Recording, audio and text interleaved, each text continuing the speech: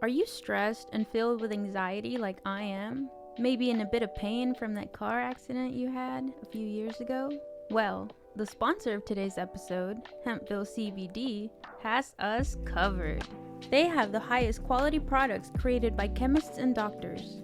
Hempville carries everything from CBD to THC dispensary grade without those despicable dispensary prices. Order your Delta 8, 9 edibles and vapes along with the THCA flower and get free shipping when you spend $50 or more at hempvillecbd.com. Check out the link in the description for more details.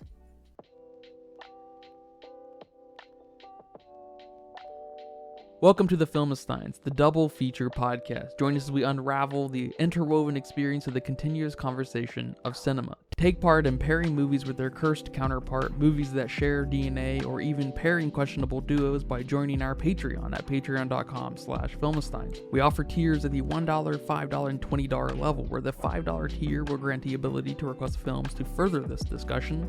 So grab some popcorn, sit back, and get ready to join the 100-year conversation. This is the Filmistines, where movies are more than just entertainment, they're an experience. They're an experience. All around you. And welcome back to another episode of the Filmistines. Thank you for tuning in today. I am joined today by my insectoid friend, Lucy. Hello, everyone. You can join us every Monday, Wednesday, and Friday for brand new episodes of the Filmistine. Some recent episodes include Netflix's new David Fincher cash grab, The Killer, our 35 important films that we'd like to cover on the podcast list.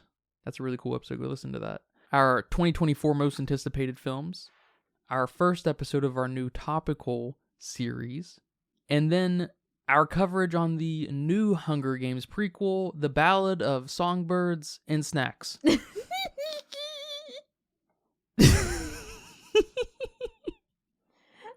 been waiting for that. You did that intentionally? Yeah. Did you mean snakes? Yeah. Not snacks. Do they even have snacks in Hunger Games world? I bet you they don't. What's the world called? Panam? That's right, it's that P Panam? word. Whatever. Okay. However you say that. Okay. Well, today's a very interesting episode. Another interesting episode? Yeah, Man. they're all interesting, aren't they? Today we are discussing Neil Blomkamp's very first feature film. Oh, this was his first feature film? First directed feature film, yes. Cool. And of course, we are all familiar with him with the recent Gran Turismo, decent watch. But today we are discussing 2009's District 9. Sort of iconic to the era. I feel like it was kind of a big deal at the time. Was it? I feel like it was. Yeah, I don't know. Did you watch it when it first came out? No. I didn't watch it when it first came out. I think we got it on DVD a few years later. And that's when I watched it. Did you love it right away? Yes. I loved this movie when I watched it the first time. It was something very different, for sure. Especially than what I was used to watching at that age. Yeah, I think this is the same year or the year after you watched your first serious film, so-called serious film, Iron Man. Well, I didn't watch it in 2009. I didn't watch it when it came out. Yeah. Okay, it's true, yeah. That's funny, though. I know we got it on DVD a few years later, so probably like 2011 or something. Okay. I don't think I've ever seen this movie after watching it with you. I have seen the beginning. I remember the beginning, and I guess I was not hooked. Like, especially when I'm by myself and I'm watching a movie, if I don't get hooked immediately, I'm just going to turn it off. Yeah, that's fair. And so the beginning was familiar, but when things started to roll out, I was just like, I don't think I've ever seen this before. This is something, this is not familiar in any way whatsoever. And I'm happy to report back. This is another one. This is such a nebulous thing to say, but this is the baseline of how good film should be. It's a very good film, and this is where all films should start at least. They shouldn't even be made if they're not this good. So I didn't love this movie, in other words, but I do like this movie quite a bit. It's very fun. It's a little weird editing wise and shooting wise. I don't love that, and I know that's just the risk of sort of found footage movies. This isn't a super set found footage styled movie. At least after the first 20 minutes, it kind of loses that flair, I feel like. And then we jump to these weird documentary style little 5-second to 10-second bits here and there with, people talking to the camera. And it's just a little bizarre. It doesn't seem to embrace what that intro kind of set, which is fine, I guess, because it still retains some of the choppy editing and cinematography you might expect from a found footage movie, which sells the aliens and the situation a little more, and I like that a lot. So I thought it was cool. I'm very glad you recommended this. I think you recommended this recently. I think this was on our top 35 important films, wasn't it? I think so. Or you mentioned it in that episode at least. Yes. Something. Yeah. I know I brought it up. Very recently. Yes. So thank you for that. You're welcome. So tell me from your hip, how you feel about this movie today with your new Shinigami eyes. My Shinigami eyes? Shinigami eyes.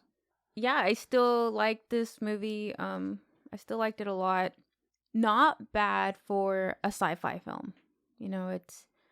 It's there. Sci-fi films tend to suck, along with comedy films. It's hard to find a good one, and this is a good one. I really like the found footage-esque that we have here. I don't think we completely lose it throughout the film. Yeah, we are no longer filming in a what looks like handheld camera, towards the later half of the movie, which I don't know. I doubt they're actually filming with a handheld camera, right?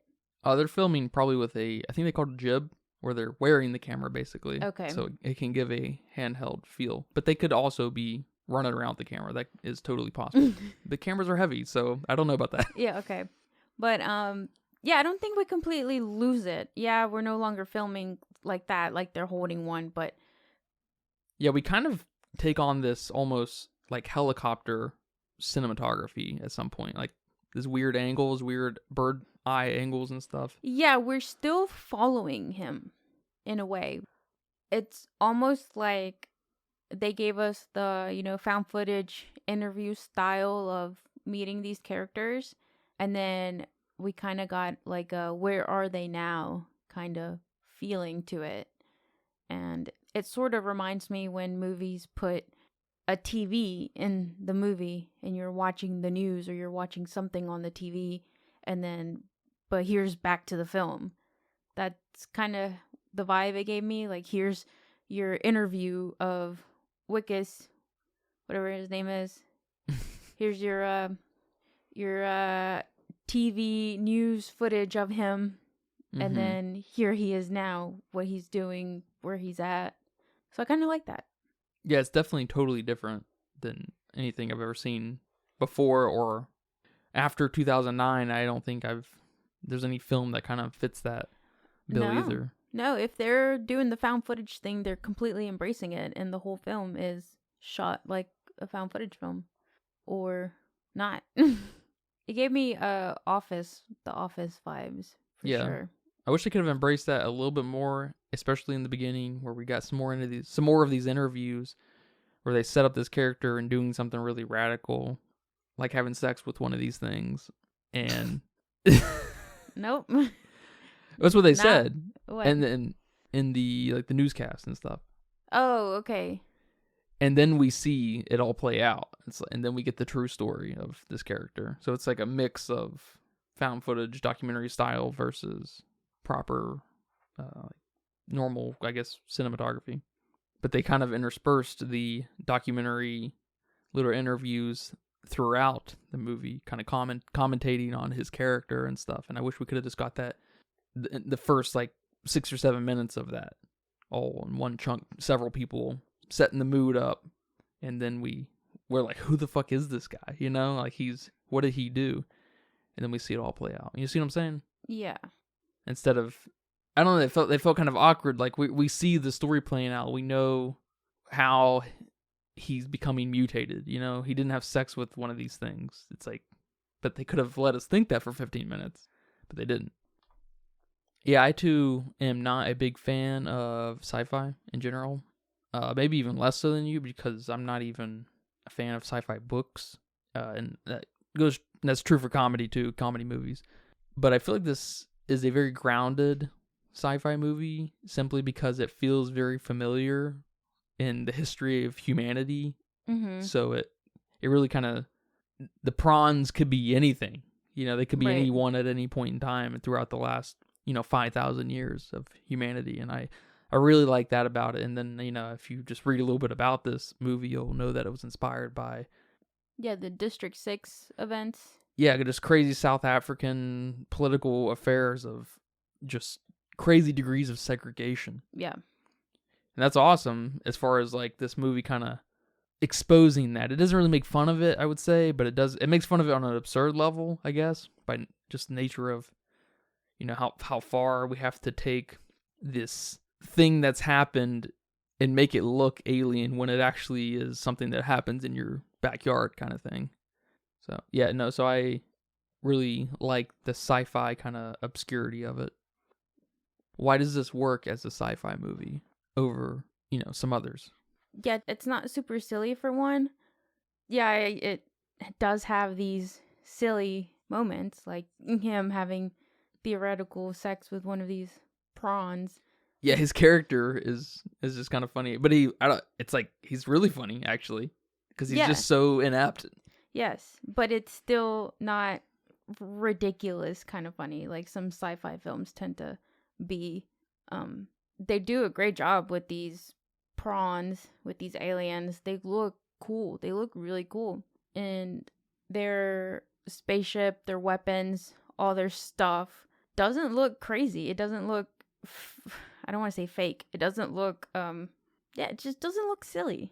Yeah, that is a weird funny risk that sci-fi runs into. I don't know what that is, where I really don't know much about Star Trek, but when I see stupid ass sci-fi stuff, I'm just thinking that looks cheap in CW and Star Trek. Yes. And I don't get that impression either. I don't know if that's just because they don't focus on some of the devices and everything, but even like the ship, it looks really crazy. It looks very cool. I love it. Yeah, nothing's got crazy LED lights. Yeah. Nothing's beeping or talking in voice command or some of those sci-fi technology tropes. Yeah, and you never get very close to the ship. Yeah, exactly. And even though they have been on Earth for the last 20 years, so maybe you could say that they don't have the technology that they typically have in their world. That's why nothing looks like that. But it works for what they did. And we get a little bit of their technology when they go around evicting them, and we managed to see some of their houses, and we managed to see some of the like local African gangs and some of the weapons they've collected from the prawns. And even then, those don't look super ridiculous. I think one of the guns that Wickes, and I hope I'm saying his name right, one of the guns that he managed to confiscate from the gang leader, whatever, the dude that liked to eat the prawns, it did look a little bit silly there for like a split of a second, a fraction of a second, but then it got lost. It got lost in the scene, the dirt, the grittiness of this film, and I appreciate that. How did you feel about the weapons?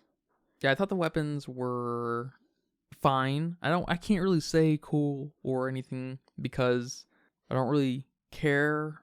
That stuff doesn't really speak to me, but it didn't bother me. Gotcha. So that's a good sign. And I did read that I don't know what weapons, but some of these weapons were fitted out for a Halo movie at the time. Ah, which that's is cool. Bizarre because apparently Peter Jackson was on board to make a Halo movie at this time with Neil as director, and they, surprise, couldn't get a feature film out of that because there's just, it's just, some things are hard to turn in the movies, as we have learned time and time again. Yeah. You usually need to have a proper vision and not trying to fit something to something else, right? Yeah.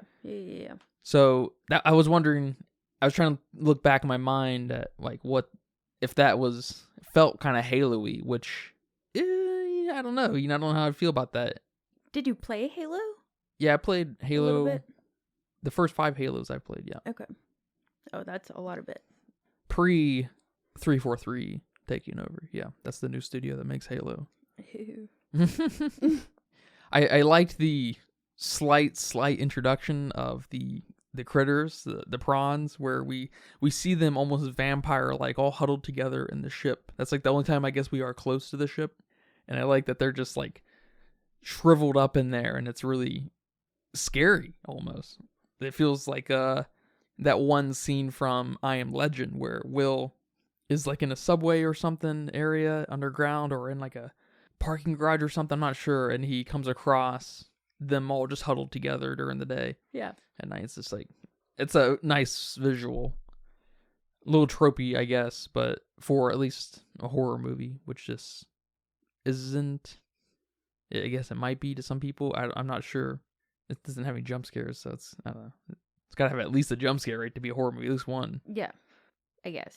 Yeah. But I loved where they were at, where they forced the prawns to be. I saw that was actually housing for people who were being evicted at the time of filming. Oh, wow. And so it's very authentic. Super authentic. It's fucked up. They were being relocated. The people who were where the filming was happening. Mm-hmm. Not because of the filming, but just, that's all. Apparently that's of the area where Neil's from, in that area of South Africa.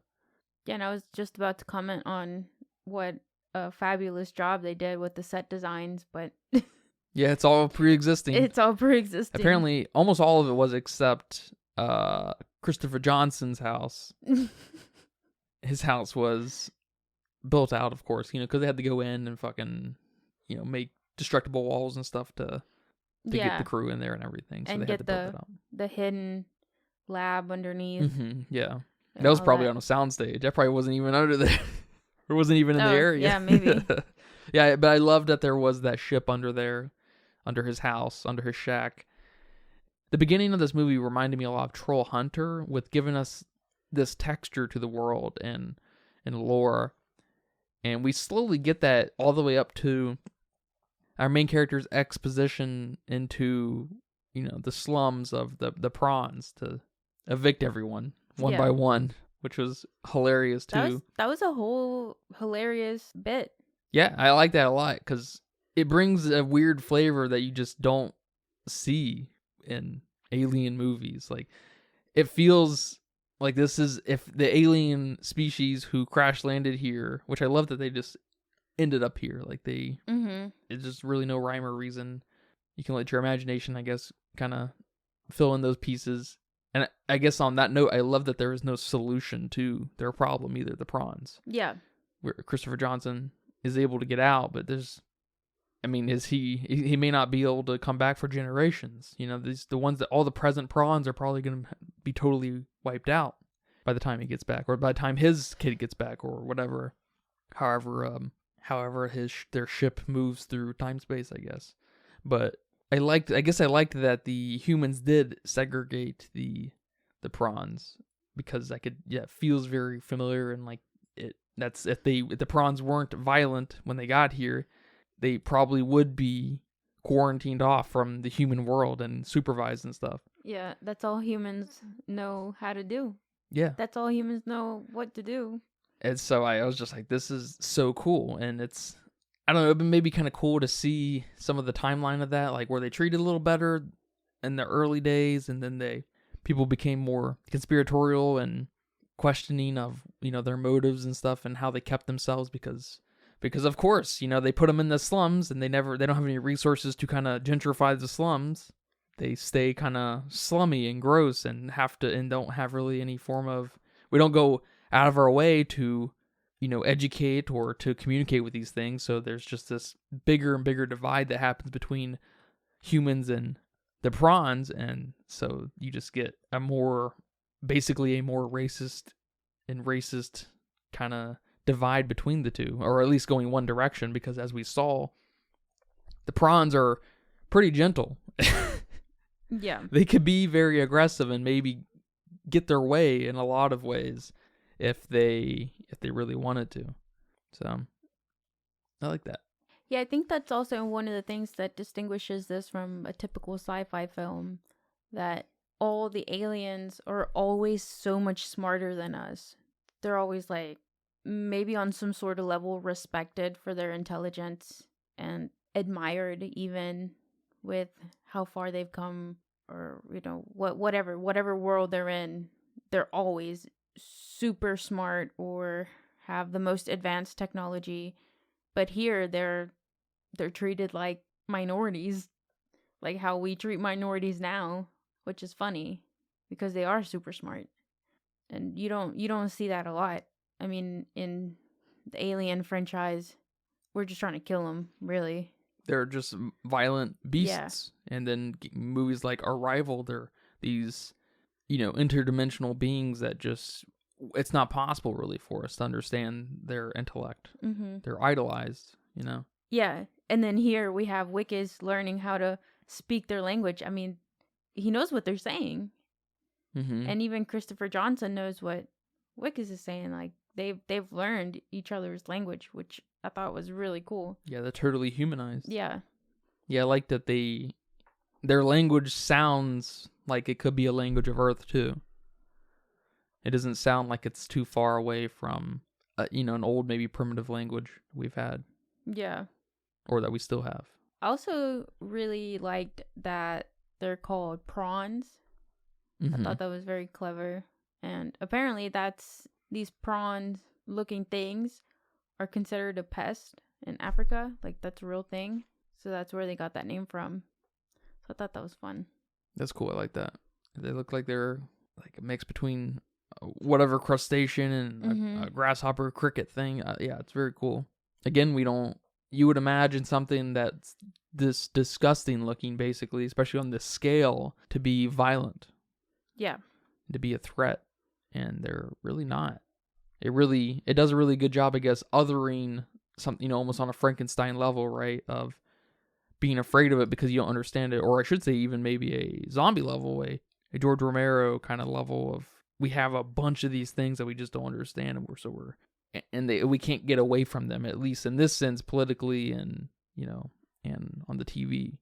So we other them to the nth+1 degree, to a point that they're being forced out of city limits or out of the county or whatever, so they don't have to look at them.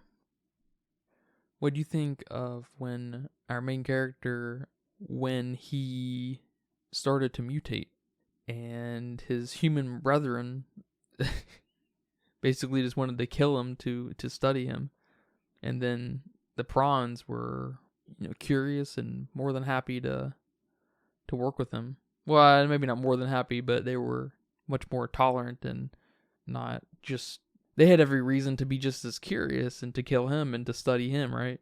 Yeah, that was pretty awesome, his whole transformation. You knew once he got sprayed by whatever was in that device, something was going to happen. He was going to die, or he was going to, I don't know. The last thing you think is he's going to mutate. But that was pretty cool. I like that he started out with the arm, and then towards the end of the movie, we see one of his eyes get very animated, which was really cool. I think that was probably my favorite scene where they make him test out the weapons. That was pretty awful to watch, and so cool at the same time.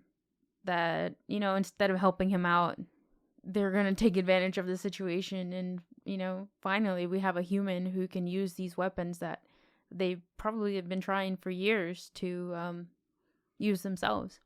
And yeah, that's so sad that the prawns were not fighting back and just, being used the way they were.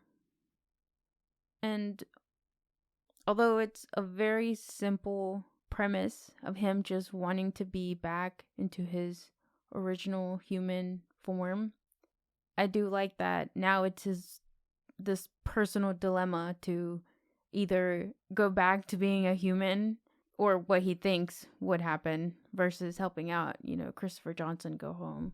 And it was just really clever on that's how they chose to build the tension for the audience when, we probably knew the whole time that he wasn't going back. Yeah, but you still have in the back of your mind, because these are, proper aliens in some way because they can travel interdimensionally or they can travel intergalactically. That, there's a distinct possibility that Christopher Johnson can heal our main character. Yeah. So, but it's just like they let your imagination kind of take off where it's still kind of a hopeless situation for everyone, like it has been for the last 20 years. There's really no changing this. It's too run by the MNU or whatever it's called in the government and stuff. And I would imagine on a global scale, I would imagine this is definitely not isolated to South Africa. I imagine every government is participating in the oppression of the prawn. You think so? Yeah, totally. Did you think this movie was too long? Were there any pacing issues? I don't feel like there was a lot of wasted time, though. Okay. If anything, we probably could have spent more time with the prawns. Even with him running away? Yeah, probably.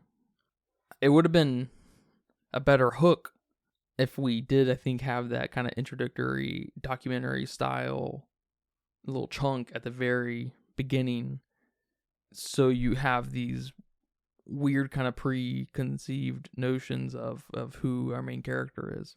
I think that would have helped better with a little bit more of a proper hook, because the segregating the alienation of the aliens is sort of obvious, and so, but it's nice because it's good storytelling, or at least a good platform for good storytelling, and then introducing that our strange bureaucratic inept guy in the fold without us actually seeing who he is and his mannerisms would have been a little better.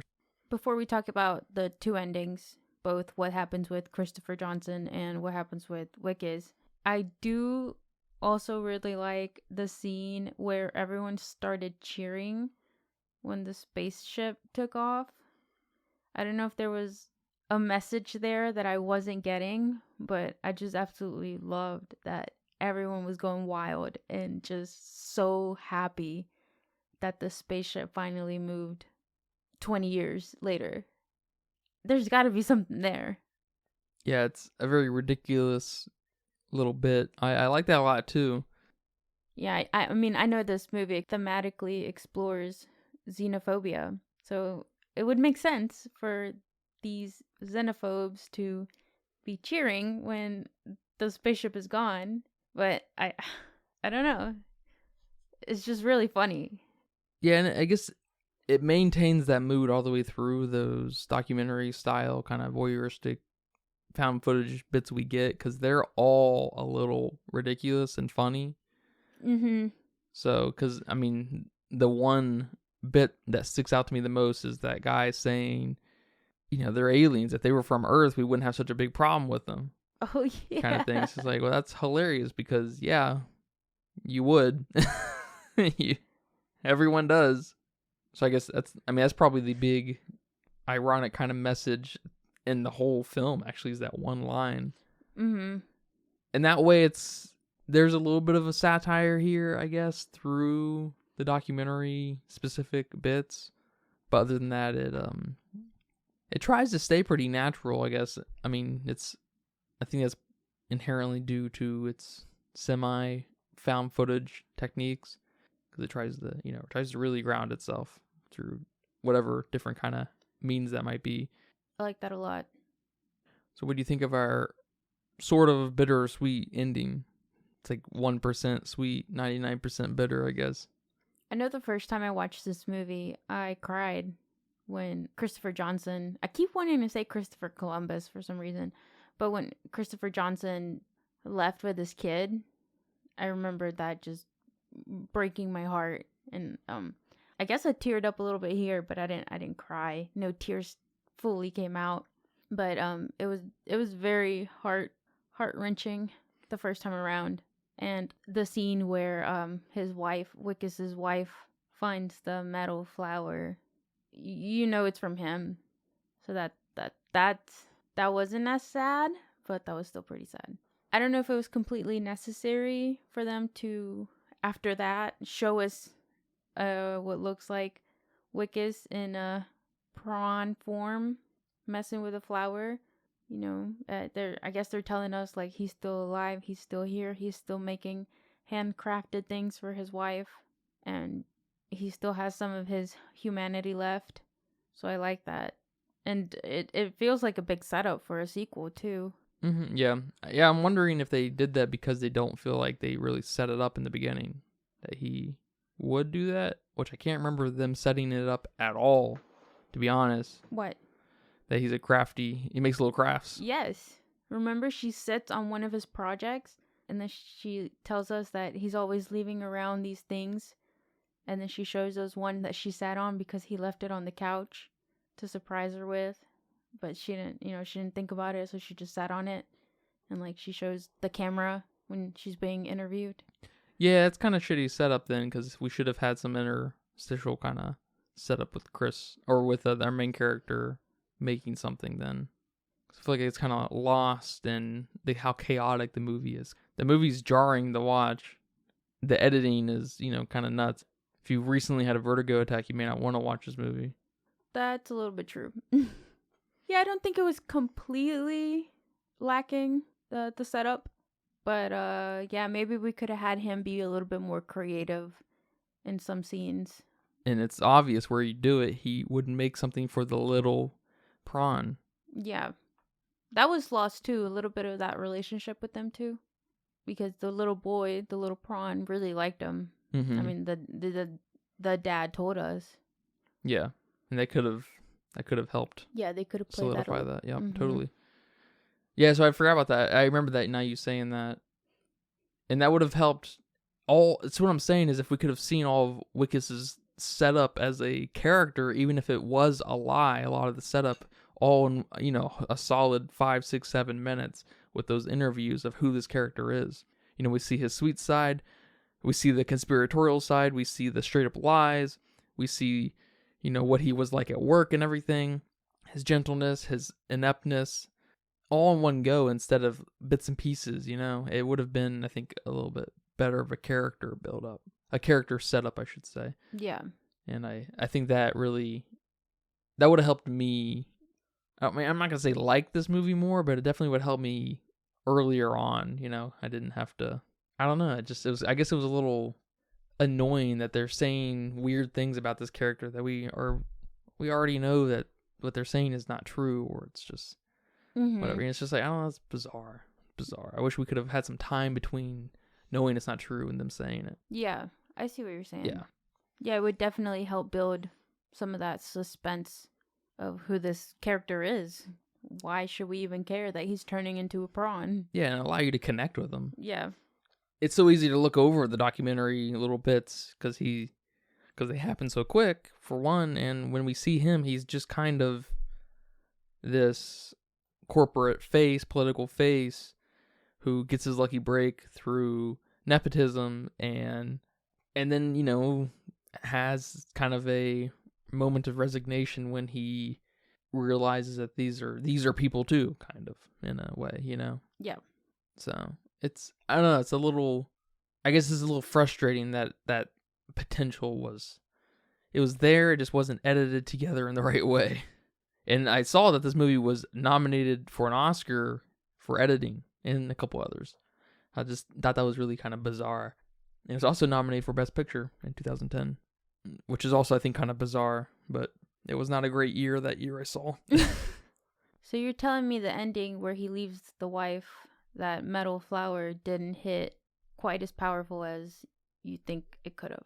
Yeah, for sure. I mean, I liked it, and I like I guess it's a little melodramatic for us to get a shot back of that, him transformed, and he's on like a little garbage mound making a garbage flower. It's a little melodramatic, and I like it and everything, but I feel like it could have hit a little harder if they allowed that connection to really form around that character. And I like I really like I said earlier, I guess, I like the hopelessness. I don't know, it's a really gentle hopelessness kind of delivered in this movie. It doesn't feel like it's that dire, but it kind of is for these guys, for the prawns. You know what I mean? Like they managed to capture that in not such a gross way, that the way they're about to be treated here over the next few months, they're going to be ripped out of their houses. Many prawns are probably about to die, taken to this new place. Yeah, I don't agree with you on the gentleness, especially after seeing the lab and seeing what they've been doing to them. And just, I don't know. I wouldn't call it a gentle hopelessness. But I guess I also wouldn't call it a harsh one. So, yeah. I don't know. It's still hopeless. It's still for the prawns, for sure. And for our main character. Yeah, all in all, I was surprised that this was actually pretty good. I'm not going to lie. Because it's one of the more favored so-called found footage films. And, you know, guess what else is? Blair Witch. Blair Witch is the favored found footage film, and that film sucks. The original one. Mm-hmm. So, I don't know. So, you know, it is what it is. But this one's all right. It's pleasantly surprised. That's always nice. I try to keep my expectations basically zero, so I can always be gently surprised. Gently surprised. Yeah, man. Thank you for watching this film with me. You're welcome. Yeah, I did see that someone gave this movie a 1-star review. Of course. Only because there wasn't a sequel. I thought that was funny. Yeah, that's one of those funny things where I get it. Part of me gets it. I know it's maybe a hard thing to even get, but I'm halfway there in critiquing something for what it's not. You know what I mean? Yeah, but they say how much they love the film and how great it was, but why didn't he make a sequel? It was a lost opportunity and he didn't take advantage of what he had and blah, blah, blah, blah, blah. And they gave it a 1-star. Yeah, I don't think there's a lot of setup for a sequel, to be honest. We didn't get any character. There's no grand situation happening.